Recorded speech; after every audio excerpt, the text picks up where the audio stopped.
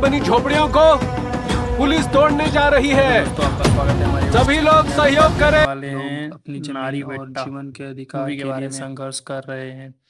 यहाँ दो मुख्य किरदार है, सत्यन और राघवेंद्र। सत्यन एक आदिवासी नेता है जो गांव के लोगों के हक के लिए ये हीरोगिरी लड़ता है। दिखाने की जरूरत नहीं है। वह शांत स्वभाव का है लेकिन अपने सिद्धांतों पर अड़िग रहता है।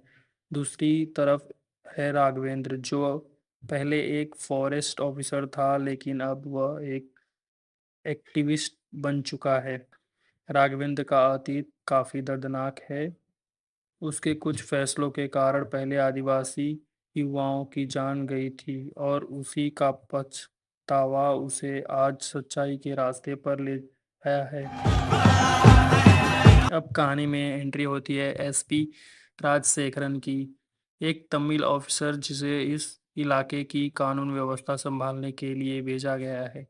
शुरुआत में वह ईमानदार लगता है लेकिन धीरे धीरे राजनीति, अफसरशाही और दबाव में आकर वह आदिवासियों के खिलाफ फैसले लेने लगता है। सरकार की एक योजना है उस जंगल की जमीन को हड़प कर वहां एक बड़ा प्रोजेक्ट शुरू करना, लेकिन आदिवासी लोग उस जमीन को छोड़ने से इनकार कर देते हैं।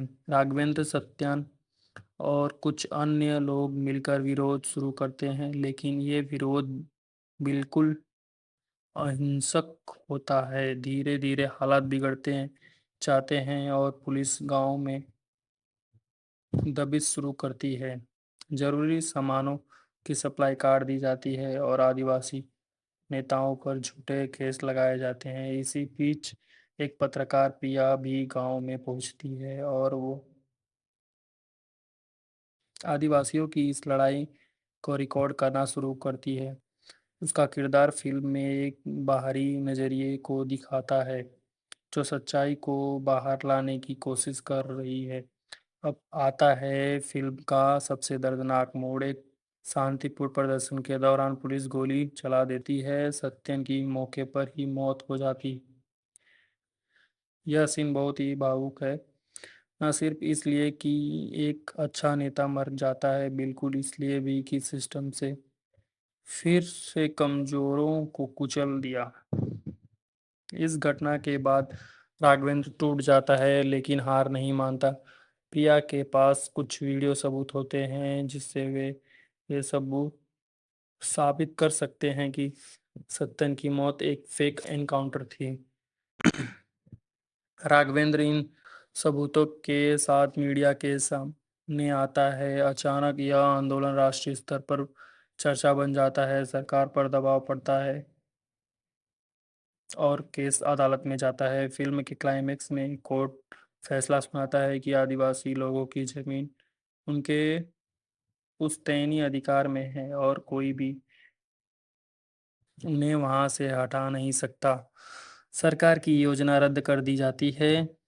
एसपी राजशेखरन, जो अब खुद को दोषी मानता है, इस्तीफा दे देता है, लेकिन ये जीत अधूरी है क्योंकि सत्यन जैसा नेता अब इस दुनिया में नहीं है। फिल्म का आखिरी सीन बहुत ही साइलेंट लेकिन असरदार है। राघवेंद्र सत्यन की समाधि पर जाता है और कहता है कि अब समय है अगली पीढ़ी को पढ़ाने का, सिखाने का, ताकि अगली बार कोई भी आदिवासी हक मांगने के लिए मारा न जाए बल्कि कानून के जरिए न्याय पा सके।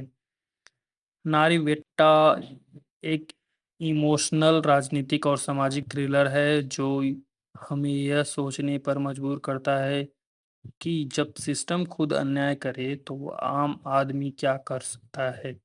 अगर आपको यह कहानी पसंद आई तो कमेंट में ज़रूर बताइए। और आपको क्या लगता है, राघवेंद्र का रास्ता सही था? क्या सत्यन की कुर्बानी बेकार गई? धन्यवाद।